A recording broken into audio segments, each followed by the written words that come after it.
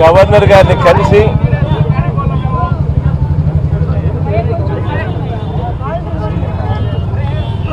చిన్నాన విషయంలో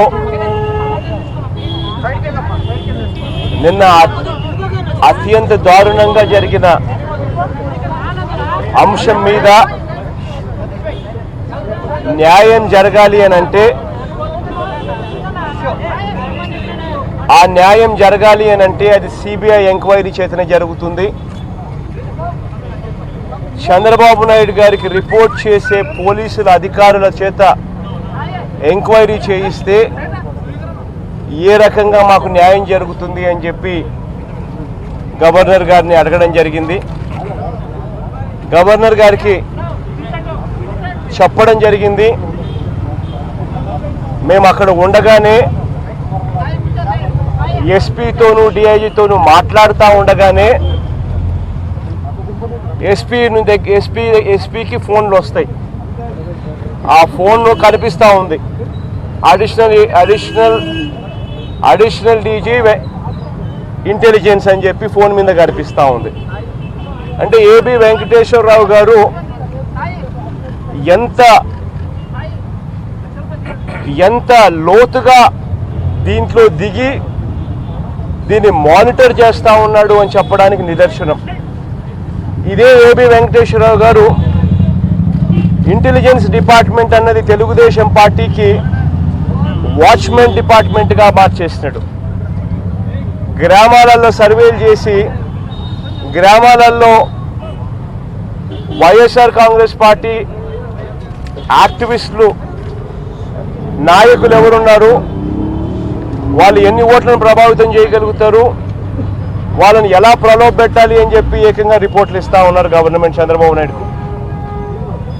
రాష్ట్రంలో law and ఆర్డర్ను ప్రొటెక్ట్ చేయాల్సిన ఇంటెలిజెన్స్ డిపార్ట్మెంటు రాష్ట్రంలో ఏదైనా నక్సల్ యాక్టివిటీయో లేకపోతే ఏదైనా ఇటువంటి యాక్టివిటీస్ ఏదైనా జరిగితే జరగకముందే అటువంటి ఇంటెలిజెన్స్ని తీసుకొని గవర్నమెంట్కు ప్రొటెక్ట్ చేయాల్సిన డిపార్ట్మెంట్ను చంద్రబాబు నాయుడు గారు తన వాచ్మెన్ల కన్నా దారుణంగా వాడుకుంటా ఉన్నారు. అటువంటి ఏబి వెంకటేశ్వరరావు గారు ఇవాళ వైఎస్ఆర్ కాంగ్రెస్ పార్టీ నుంచో లేకపోతే ఇంకొకరి నుంచో వాళ్ళందరినీ చంద్రబాబు నాయుడు గారి దగ్గర జాయిన్ చేసే విషయంలో 23 మంది ఎమ్మెల్యేలు మా వాళ్ళు పోయారు. మా వాళ్ళను చంద్రబాబు నాయుడు గారు ఒక్కొక్కరికి 20 కోట్లు 30 కోట్లు ఇచ్చి కొనుగోలు చేశారు. ఆ కొనుగోలు చేసే కార్యక్రమంలో ఆ ఎమ్మెల్యేలను ఏబి వెంకటేశ్వరరావు గారు పిలిపించుకొని చంద్రబాబు నాయుడు గారి తరపున ఏబి వెంకటేశ్వరరావు గారు మాట్లాడి ఆయనతో పాటు ఆంధ్రజ్యోతి అనే ఒక పేపరు దాని యజమాని రాధాకృష్ణ అనే ఒక ఆయన డైరెక్ట్గా వీళ్ళు పిలిపించుకొని మాట్లాడి ఏకంగా వెళ్ళి చంద్రబాబు నాయుడు దగ్గర తీసుకొని వెళ్ళి కండువాలు కప్పించే అంత దారుణమైన పరిస్థితిలో ఈరోజు వ్యవస్థ జరుగుతూ ఉంది. అటువంటి ఏబి వెంకటేశ్వరరావు గారు నిన్న నేను ఎస్పీ గారితో మాట్లాడుతూ ఉంటే డిఐజీ గారితో మాట్లాడుతూ ఉంటే ఫోన్ల మీద ఫోన్లు అడిషనల్ ఏడీ ఇంటెలిజెన్స్ అంత దారుణంగా వీళ్ళు చేస్తూ ఉంటే ఏ రకంగా న్యాయం జరుగుతుంది? చనిపోయింది ఒక సామాన్యమైన వ్యక్తి, చనిపోయిన వ్యక్తి 4 సార్లు ఎంపీగా చేసిన వ్యక్తి, చనిపోయిన వ్యక్తి సామాన్యమైన వ్యక్తి, చనిపోయిన వ్యక్తి ఒక ముఖ్యమంత్రి గారి తమ్ముడు, ఎక్స్ ముఖ్యమంత్రి గారి తమ్ముడు, దివంగత ముఖ్యమంత్రి గారి తమ్ముడు చనిపోయాడు. చనిపోయిన వ్యక్తి 4 సార్లు ఎంపీగా పనిచేసిన వ్యక్తి, 4 సార్లు ఎమ్మెల్యేగా పనిచేసిన వ్యక్తి.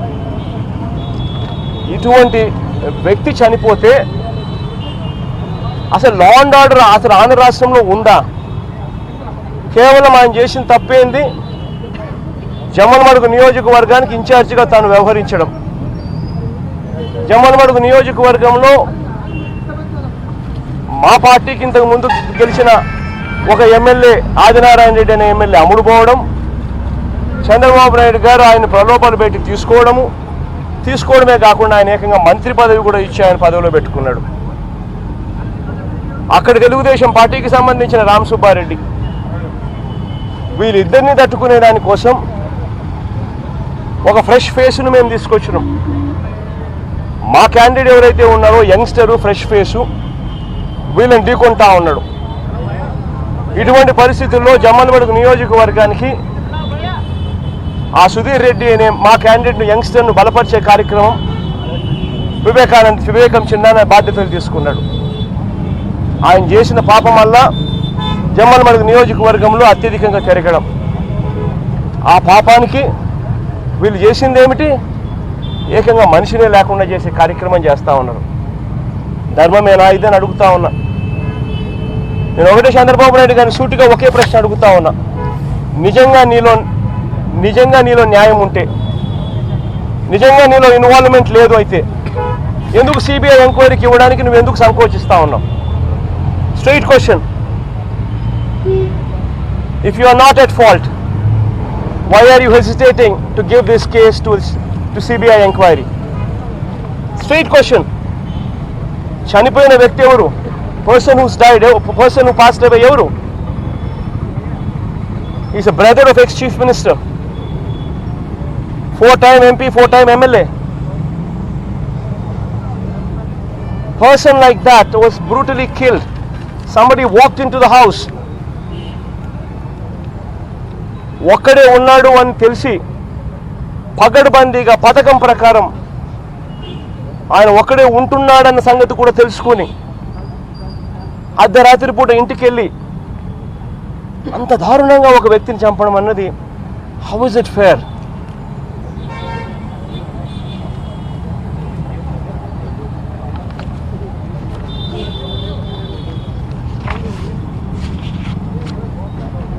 దీన్ని ఖచ్చితంగా ఎంక్వైరీ జరగాలని, సిబిఐ చేత ఎంక్వైరీ జరగాలని, చంద్రబాబు నాయుడు గారికి రిపోర్ట్ చేసే పరిస్థితి, చంద్రబాబు నాయుడు గారికి అత్యంత సన్నిహితులుగా ఉన్న డీజీపీని, ఈ అడిషనల్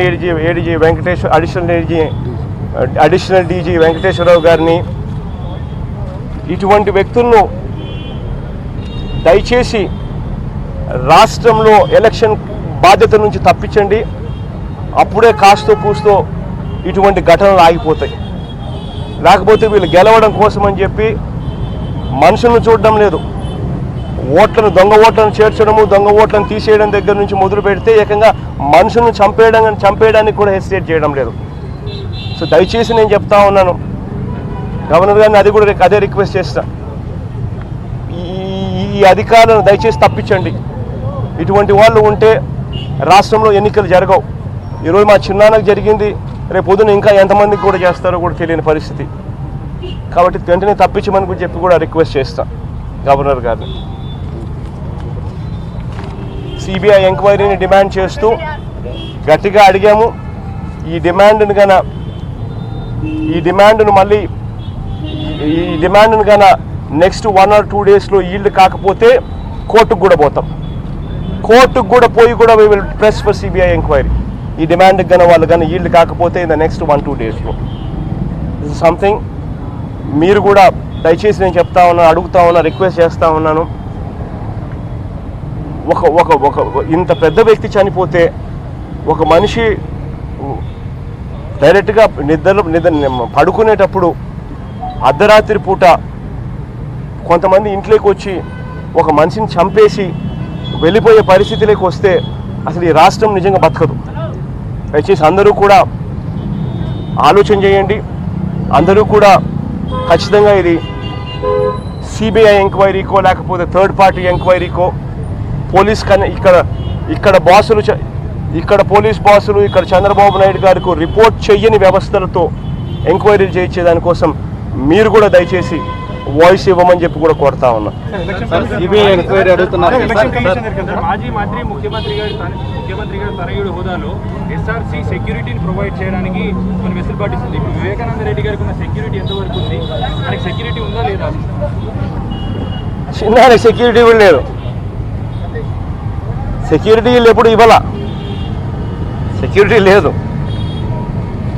ఆయన ఎంత సౌమ్యుడు అంటే ఆయనకు అసలు గొడవలు లేవు. ఎక్కడికైనా కూడా పాపం ఒకడే పోయి ఎవరి దగ్గర ఏ కలెక్టర్ ఆఫీస్ దగ్గరికైనా పోతాడు, ఏ ఎంఆర్ ఆఫీస్ దగ్గరికైనా పోతాడు, ఎవరన్నా వచ్చి అడిగితే ఎక్కడికైనా కానీ పాపం వెళ్ళిపోయే రకం. అంత సౌమ్యుడు, అంత మంచి వ్యక్తి. నిజంగా అంత మంచి వ్యక్తికి కూడా ఇటువంటి పరిస్థితి రావడం అన్నది నిజంగా అన్నిటికన్నా బాధాకరమైన అంశం ఇది. అవకాశం ఉంది. సో చెప్తాను మెల్లగా అడిగితే నాకు అర్థమవుతుంది నీ క్వశ్చన్. కేసును సిబిఐకి ఇస్తే జాప్యం జరిగే అవకాశం ఉంది కాబట్టి అందుకని సిక్కు వేశామని చంద్రబాబు నాయుడు నేను చెప్పాను. అంటే మీకు సంబంధించిన కేసు కూడా 7-8 ఏళ్ళకి జరుగుతుంది. నువ్వు చెప్తున్నావు, నువ్వు అడిగినావు, నేను సమాధానం చెప్తాను. చంద్రబాబు నాయుడు గారు నిజంగా ఆయన మాటలు ఎలా ఉన్నాయనంటే, దొంగతనం చేసిన తర్వాత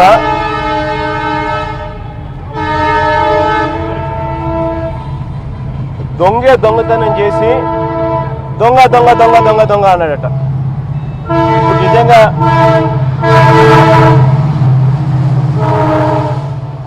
రాష్ట్రంలో కూడా పరిస్థితి అదే మాదిరిగా ఉంది. వాళ్ళే హత్య చేయిస్తారు, మళ్ళీ వాళ్ళే హంతకుడు అని చెప్పి ఇంకొకరి మీద బురద జల్లే కార్యక్రమం చేస్తారు. అటువంటి దారుణమైన పరిస్థితిలో ఉంది. When all the fingers are pointing towards Chandrababu Naidu garu. ఇది ఇంతటితో ఇప్పుడు స్టార్ట్ అయింది కాదు. ఇది గతంలో మా తాతని చెప్పారు, వైఎస్ రాజారెడ్డి గారిని. అప్పట్లో నాన్న ప్రతిపక్ష నాయకుడు. నాన్నను కట్టడి చేసేందుకు, కడపకే కన్ఫైన్ చేసేందుకు అతి దారుణంగా రిటైర్డ్ అయిపోయి ఉన్న ఒక ముసలాయిని చంపారు ఆ రోజుల్లో. ఎవరప్పుడు ముఖ్యమంత్రి? చంద్రబాబు నాయుడు. సాక్షాత్తు ప్రతిపక్ష నాయకుడు నాయనను, ప్రతిపక్ష నాయకుడు తండ్రిని చంపినారు. ముఖ్యమంత్రి ఎవరు? చంద్రబాబు నాయుడు.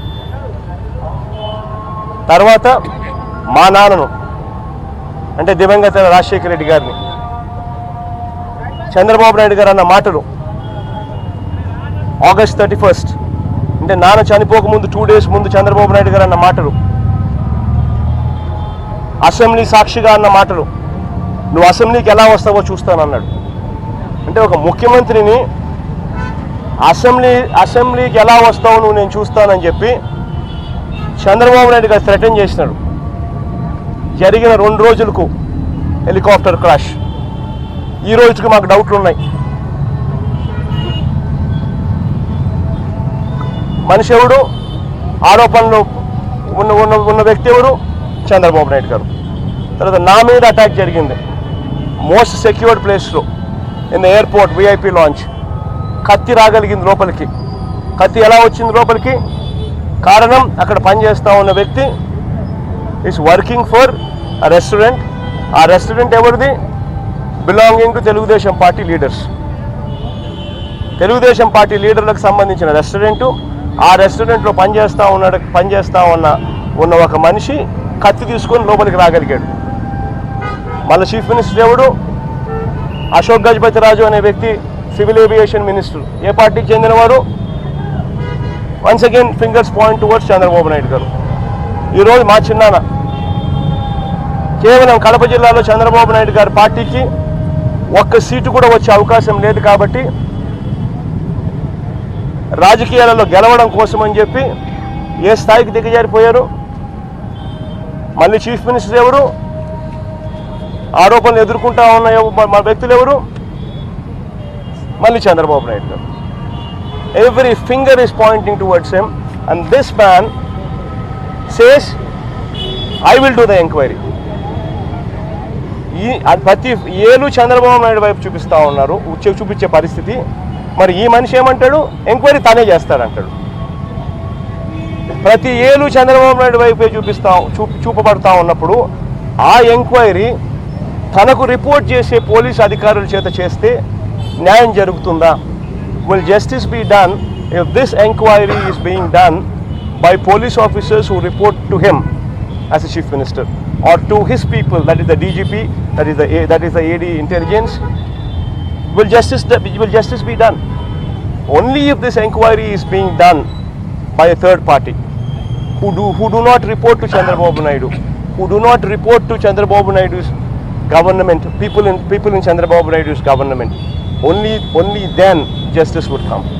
సార్ మొదటి 3 గంటలు గుండెపోటనే ప్రచారం చేశారు. ఎన్నికల ప్రచారానికి ఒక్కరోజు 3 గంటలు గుండెపోటనే ప్రచారం చేశారు.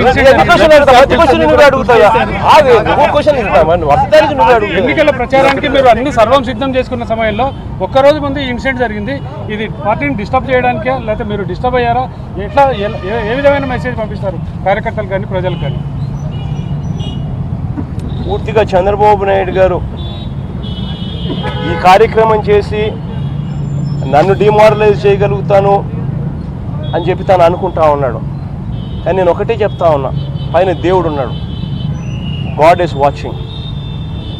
ఎప్పుడైనా కూడా రాక్షసత్వం ఒక స్థాయి దాటి పెరిగిపోయినప్పుడు ఖచ్చితంగా దేవుడు ఇన్వాల్వ్ అవుతాడు. ఖచ్చితంగా చంద్రబాబు నాయుడు గారికి ఖచ్చితంగా బుద్ధి చెప్పే రోజులు అతి త్వరలోనే ఉన్నాయి, ఖచ్చితంగా జరుగుతుంది. సార్, ఆ బ్లడ్ శాంపిల్స్ ఎందుకు తుడిచేశారని చంద్రబాబు నాయుడు అడిగారు sir.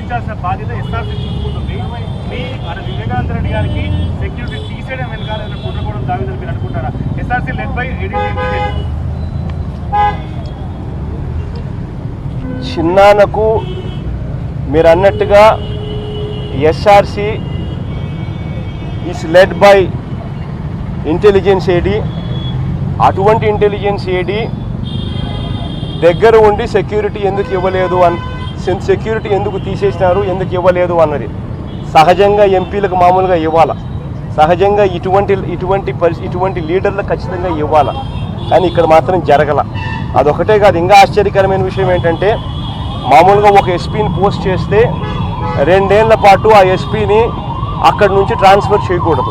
That is what the GO says. కానీ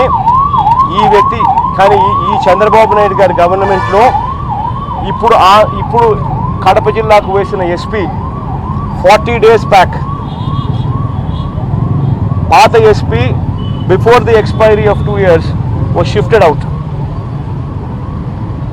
ఎలక్షన్లలో చంద్రబాబు నాయుడు గారికి ఆ ఎస్పీ సహాయం చేస్తాడు అన్న నమ్మకం లేక ఆ ఎస్పీని తీసేసి కొత్త ఎస్పీని 40 రోజుల కింద తెచ్చినారు, ఇప్పుడున్న ఎస్పీని. మరి ఇవన్నీ చూస్తే కాన్స్పిరసీ కింద కనిపించదా? ఇంకొకటి అన్నిటికన్నా ఆశ్చర్యకరమైనది ఏం తెలుసా, నిన్న నేను ఎస్పీతోనూ డిఐజీతో మాట్లాడేటప్పుడు they showed me one letter. ఒక లెటర్ చూపించినారు నాకు. You know what that letter said? Letter it was written by మా చిన్నానట. లెటర్ వాజ్ రిటర్న్ బై చిన్నానట. చిన్నాన్న ఏం రాశాడంటే, నా డ్రైవర్ నన్ను కొట్టి చంపాడు అని. అంటే అసలు ఎంత దారుణంగా ఉంది అని అంటే, first of all the whole act it self ఎలా క్రియేట్ చేశారు అని అంటే, అదేదో చిన్నాన్న బ్లడ్ వామిట్ చేసి చనిపోయినట్టుగా భావనిచ్చేట్టుగా పక్కనే ఒకచోట బ్లడ్ ఎక్కువ ఉంది. దాని తర్వాత చిన్నాన్న బాత్రూమ్ లేకపోయినట్టుగా బాడీ బాత్రూంలో పడుంది. బాత్రూంలో కమోడ్కు రక్తం పూశారు.